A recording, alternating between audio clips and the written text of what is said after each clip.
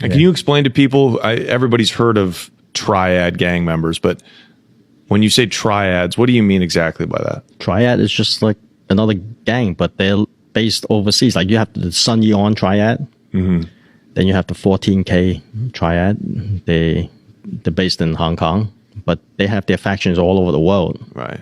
Then you have the Bamboo triad in Taiwan. So many different triads. Right. You have the Gong Lok triad, which is in Canada. There's a lot of different triads. They're more international based, Right, with different factions.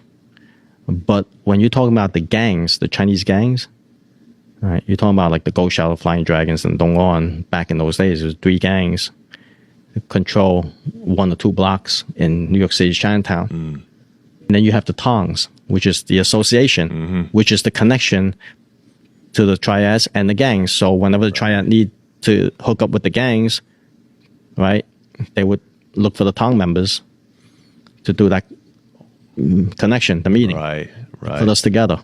Right. So you have the triads, you have the Tongs, and then you have the gangs. Wow. And people think that is one of the same, but it's not.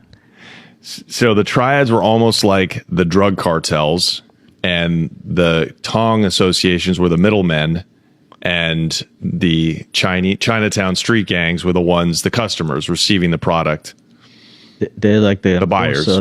More like the enforcer and the gangs. It's just a typical gang, just like any street gang, but it's just more organized, structured, than the regular gangs you have in the streets because they have the connections overseas. Can you explain to people?